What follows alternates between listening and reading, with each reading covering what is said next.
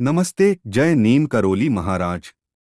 विश्व की यह महानतम विभूति नीम करोली बाबा अद्भुत शक्तियों से संपन्न रही है। उनकी दिव्य देह निरंतर अनेक प्रकार की आश्चर्यजनक लीलाओं का स्रोत बनी रही। बाबा की कथनी और करनी यद्यपि अत्यंत सरल एवं लौकिक दिखाई देती, पर होती वे नितांत दिव्य। उनकी वाणी दिव्य, उनकी दृष्टि दिव्य और उनका स्पर्श भी दिव्य रहा। किसी को भी बाबा नीम करोली के एक बार दर्शन हो जाने पर सपरिवार उनके भक्त बन जाना स्वाभाविक था, पर साथ ही वर्षों साथ रहकर भी उन्हें जान सकना संभव न था। किसी की भी करनी उनकी दृष्टि से परे नहीं रह पाती। बाबा सबके मन में उठने वाले विचारों को जानते और उनके अंतर्द्वंद्वों से रस लेते हुए सबसे पूर्व परिचित जान पड़ते, और नए आए हुए भक्तों से उनके संबंधियों के नाम लेकर बात करने लगते। प्रत्येक व्यक्ति के भूत, भविष्य और वर्तमान की उन्हें पूर्ण जानकारी होती। उनकी इच्छा शक्ति इतनी प्रबल थी कि वे जो चाहते वह घटित होकर रहता, और जो नहीं चाहते उसका होना भी संभव नहीं हो पाता था। पौराणिक लीलाओं में कुछ ही भक्ति जन अपना विश्वास स्थापित कर पाते हैं, अन्य लोग उनकी प्राचीनता के कारण उन्हें केवल मान्यता दे देते हैं। 20वीं शताब्दी में हर समय होने वाली बाबा की लीलाएं पौराणिक लीलाओं की सत्यता पर विश्वास दिलाती है। कौशल्या जी को राम दो स्थानों में एक ही साथ दिखाई दिए। उत्तर प्रदेश परिवहन कालिक सरकार रणजीत सिंह को प्रथम दर्शन के बाद ही चलती बस से बाबा स्थान स्थान पर पैदल जाते दिखाई दिए। सभी देवी देवताओं के वाहन बताए गए हैं, पर बाबा नीम करोली अपने भक्त की पुकार पर कहीं भी हो बिना वहां तुरंत उपस्थित हो जाते थे। राम जी के हाथ के स्पर्श से सुग्रीव का शारीरिक क्लेश दूर हुआ, वैसे ही बाबा नीम करोली अपनी कृपा से सदा भीषण एवं असाध्य रोगों से छुटकारा दिलाते रहे।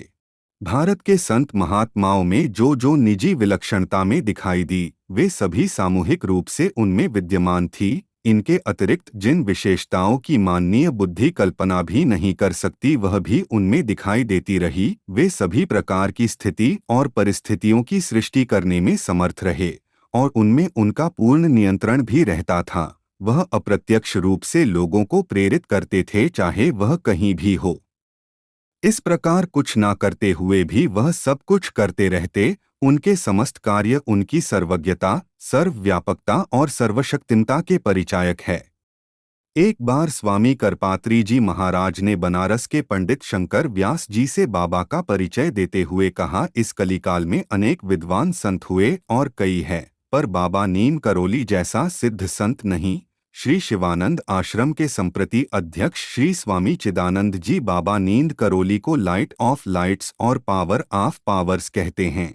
इन्हें परम योगी संत शिरोमणि आदि जो भी कहे, वह निसंदेह नर रूप में अवतरित साक्षात हरि ही थे। नीम करोली बाबा में लोगों को अपने अपने इष्ट देव के दर्शन होते रहे हैं। कोई शिव रूप में उनके दर्शन कर अचेत हो जाता, कोई उनमें राम के दर्शन कर पागल हो बैठता, कोई उनमें दुर्गा माँ के दर्शन कर विह्वल हो रोने लगता, कोई उनकी विशालकाय को बाल गोपाल के रूप में देख आनंद विभोर हो जाता, और कोई उनको हनुमान के रूप में परिवर्तित होते देख भयभीत हो उठता। किसी को उनके मानवीय देह अपने विश्वास से भ्रमित कर देती और वह उनके विषय में अनुच्छेद धारणा बना लेता। वास्तव में वह जैसे को तैसा दिखाई देते रहे। बाबा अपने को किसी भी रूप में व्यक्त कर सकते थे, इस कारण वह क्या कर क्या थे और क्या नहीं, निश्चित रूप से नहीं कहा जा सकता। अपने शरीर को शांत कर दिखलाना भी जन दृष्टि से अपने को ओझल करने की उनकी एक विलक्षण लीला ही कही जा सकती है। संक्षेप में उनका जीवन अवतारवाद की सार्थकता को पुष्ट करता है। बाबा अपने भक्त स्वरूप को सदा छुपाए रहे। यद्यपि अलौकिकता छुप नहीं पाती, पर सभी अवतारी पुरुषों ने इसे छिपाने का प्रयास किया। बाबा की विशेषता यह रही कि वह अपनी महानता ही नहीं, जन समुदाय के बीच रहते हुए स्वयं अपने को भी छुपाए रहे और सदा अज्ञात सामान्य मनुष्य की भांति विचरण करते रहे।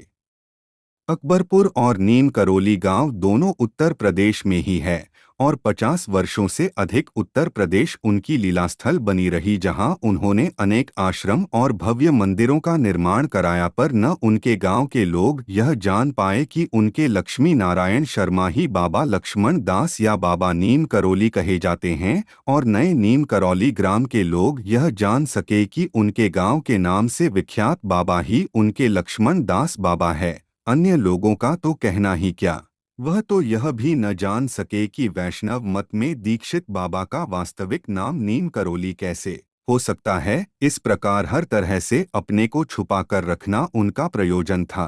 ऐसा प्रतीत होता है कि जिस कार्य के लिए वे अवतरित हुए थे, उसके निर्वाह के लिए उनका ऐसा आचरण अनिवार्य था। उन्हें स्वार्थांध मनुष्य के बीच रहकर, जिनकी मनोवृत्तियों से वे सदा सुपरिचित होते, लोक कल्याण कार्य करना था।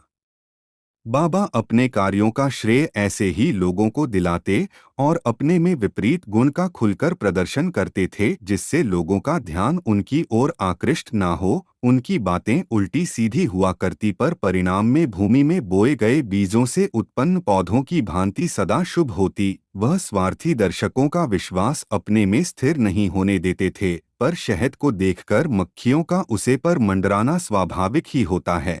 इस संबंध में एक भक्त की शंका के उत्तर में बाबा ने एक बार कहा था कि अगर आदमी हमें जान जाएगा तो दुनिया हमारे रोम रोम को नोच कर ताबीज बनाने लग जाएगी। बात सही है। बाबा की चिता भस्म से भीषण रोग का उपचार भी होते देखा गया है। जहां कहीं उनकी लीला चमत्कृत हो उठती और दर्शकों का उसे देखकर चकित होना स्वाभाविक होता। बाबा अपनी योग माया से उनके बुद्धि पर ऐसा पर्दा डालते कि उनके दर्शन के आगे उनकी लीला सामान्य प्रतीत होती। बाबा मूलतः करुणा और कृपा की साक्षात मूर्ति रहे। लोगों को रोग, शोक, दुख और दरिद्र से मुक्त कर और उनमें सेवा और सद्भाव का विकास कर उन्हें यथार्थ में आस्तिक बनाने के लिए ही अवतरित हुए थे। सच्चा साधक कहीं भी हो, उनकी दृष्टि से छिपा नहीं रह सकता था, और वह उसके प्रगति में प्रत्यक्ष व परोक्ष रूप से सदा सहायक बने रहे। बाबा नीम करौली सभी आश्रमों और गुफाओं में जाते और सभी साधकों को कृतार्थ करते। इस प्रकार बाबा का कार्य सामूहिक न होकर पृथक पृथक व्यक्तियों से संबंधित रहा। उन्होंने कभी भाषण या प्रवचन नहीं दिया। इसे वह भाषा का खिलवाड़ मानते रहे। आग्रह करने पर वह यह कहकर टाल देते कि हम पढ़े लिखे नहीं हैं। इस प्रकार जन समुदाय के बीच रहते हुए उन्होंने आधुनिक वातावरण में मानवता के उच्चतम मूल्यों को स्वयं अपने आचरण द्वारा व्यवहारिक रूप दिया, जिससे लोगों में जागृति हुई। उनके मानवीय चारित्रिक विशेषताएं इस कारण शिक्षाप्रद ही नहीं, अनुकरणीय और उल्लेखनीय भी है। अपने को सामान्य व्यक्ति के रूप में प्रस्तुत करने के लिए उन्होंने सदा अपनी मानवीय दुर्बलताओं का प्रदर्शन किया। उनका यह कार्य बड़े कौशल से हुआ करता।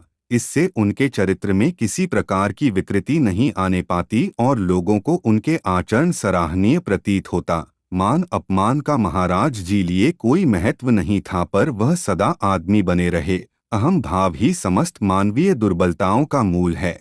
वे जानते हुए भी कुछ ऐसा कार्य निसंकोच कर देते जिससे उनका अपमान होना अनिवार्य होता। बाबा की ऐसी क्रीड़ा का उद्देश्य भक्तगणों के लिए मार्गदर्शन करना अथवा किसी व्यक्ति विशेष के कल्याण की भावना से उसका ध्यान अपनी ओर आकर्षित करना रहता।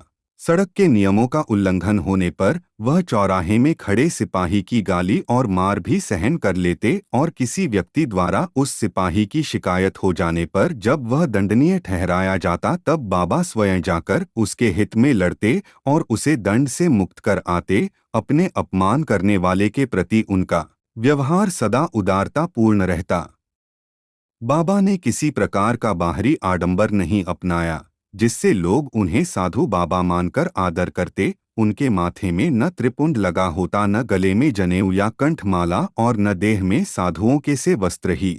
जन समुदाय में आने पर आरंभ में बाबा केवल एक धोती से निर्वाह करते रहे, बाद में अपने एक कंबल और ले लिया। अन्य लोगों की क्या कहे, साधक स्थल के साधु बाबा को देखकर सेठ समझने लगते, पर उनके नंगे पैरों को देख भ्रमित हो जाते। कभी उनके आश्रम में ही कोई नवागंतुक उन्हीं से बाबा के बारे में पूछने लगता, और इस पर बाबा कहते यहाँ कि यहाँ कोई बाबा वावा नहीं है, जाओ हनुमान जी के दर्शन करो।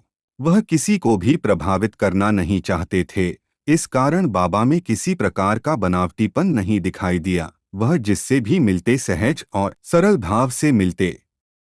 कभी कभी बाबा बालकों की भांति सामान्य बात पर रट लगाए रहते, जिससे उनके प्रति लोगों की धारणा में अंतर आ जाता और उनकी महत्ता घट जाती। पर बाबा के समस्त कार्यों में कोई ना कोई प्रयोजन अवश्य निहित रहता, जिसकी जानकारी लोगों को उसे समय नहीं हो पाती थी। कुमाऊं की भाषा में नान ठुल जैसे शब्द छोटे और बड़े शब्दों के समानार्थक है। बाबा नान नान ठुल ठुल शब्दों की रट लगाए रहते।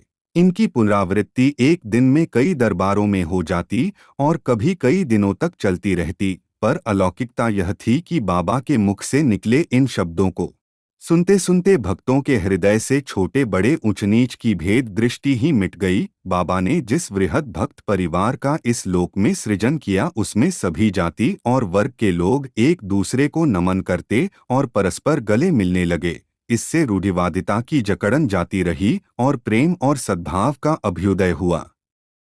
आज के इस वीडियो में हमने बाबा नीम करोली के सरल स्वभाव और चमत्कारिक स्वरूप के बारे में जाना है। अगर आपको वीडियो थोड़ा भी पसंद आया हो तो प्लीज़ लाइक और सब्सक्राइब ज़रूर कर दीजिए, ताकि आपको बाबा के बारे में ऐसी और जानकारी समय समय पर मिलती रहे। वीडियो को लाइक करना मत भूलना। जय श्री राम।